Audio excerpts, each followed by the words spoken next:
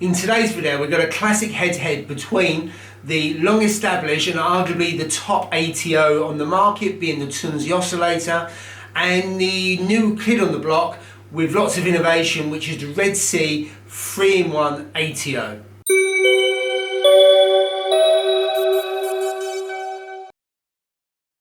Take a look at how easy it is to set up. All you basically do is put it at a desired level like this, and I usually put it just below the weir level, so you've got plenty of water. So if it was to run out of water, it'll take a bit of time before it runs dry.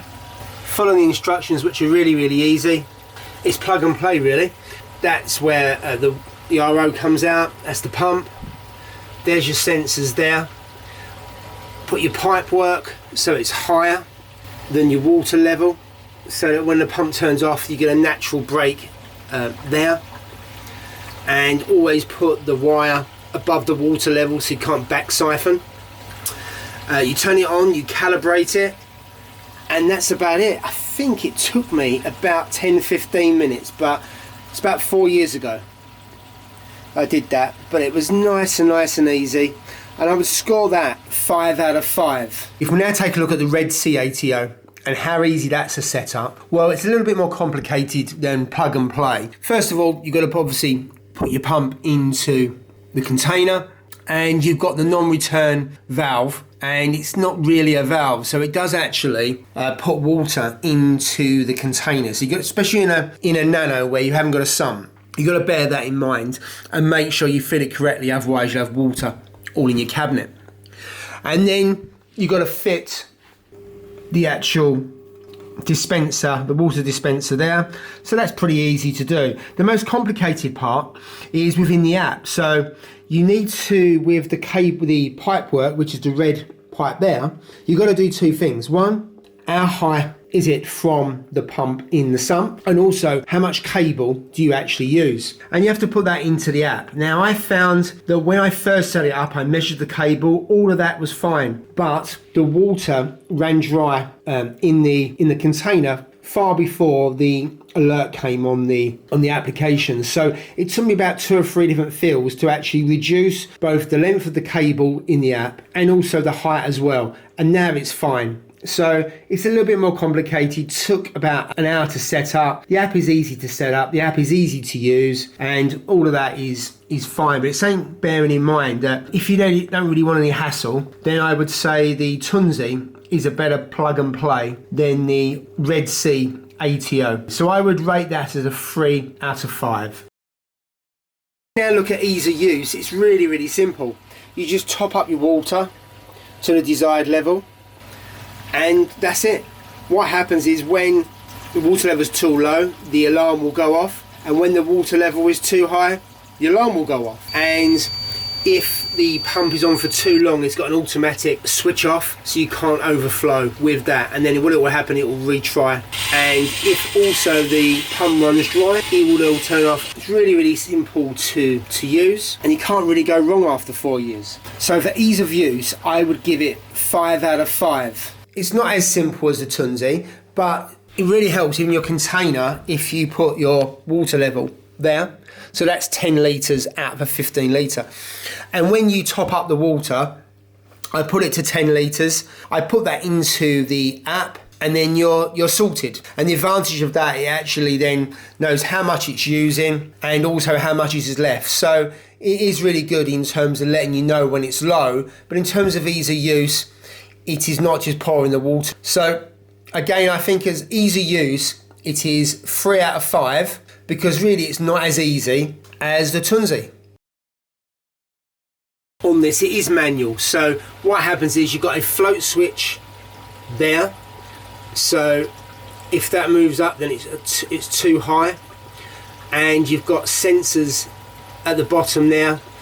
And again, if it's too low, the sensor will go off there. So you have got a level of redundancy on that, and also the pump will only stay on for a certain amount of time so that it doesn't burn out. But it is manual, so you have to keep an eye out or listen out for the alarm on this to go off, which is audible and it is quite loud. I would score this a 3 out of 5.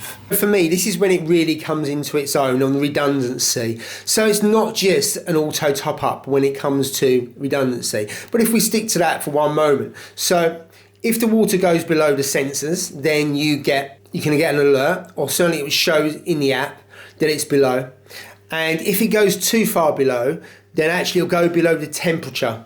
And you will get a notification if you set that up to say that the temperature is actually lower, then you've put the range within that. And quite often, 2 or 3 times when it's gone too low, for me, I know that's not because the temperature has changed in the tank, it's because the water level in the sump has fallen below the level where the heat sensor is. And also there's an upper limit to the water measurement as well. So if it tops up too much, then again it will show us too high. So there's some good alert functions within the application, and also it lets you know, and you can see whether it's, if you're not indoors or in the house, you can actually see, is it where it should be, is it above, or is it below? And you don't get that with the Tunze. Secondly, you've got a heat monitor.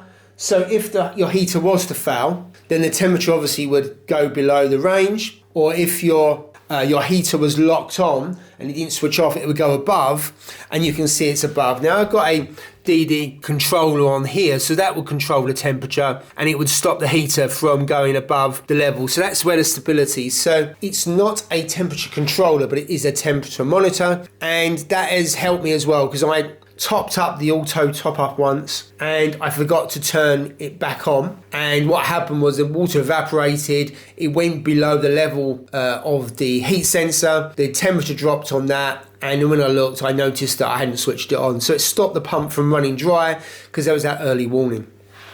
And then the other piece of redundancy which you never think you're going to use, and that is the leak detector.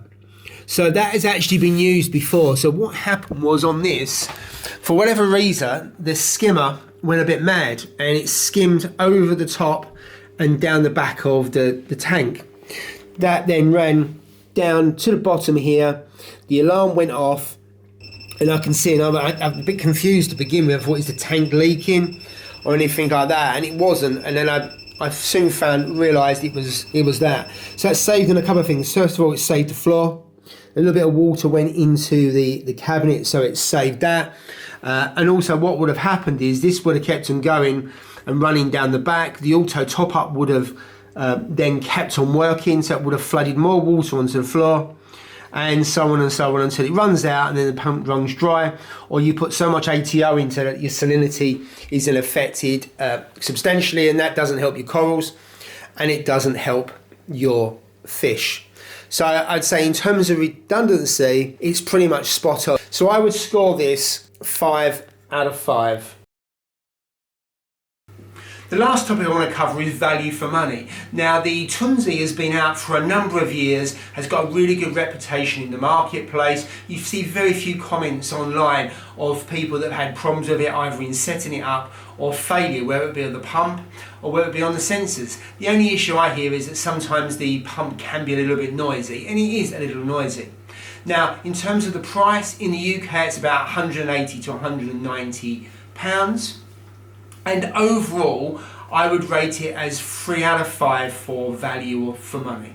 Now, if we turn to the ReefATO, that is the new kid on the block, only been around for about 6 months, so I can't really say whether it's been it's reliable over a prolonged period. You do have people, I see some comments that they can't get certain things working. I don't know if that's down to user error or whether there's a genuine problem with the actual auto top-up itself. But where the difference is between the Red Sea and the Tunze is the value-added features you get with it. You get a heat monitor, you get the Wi-Fi, and you get the leak detector.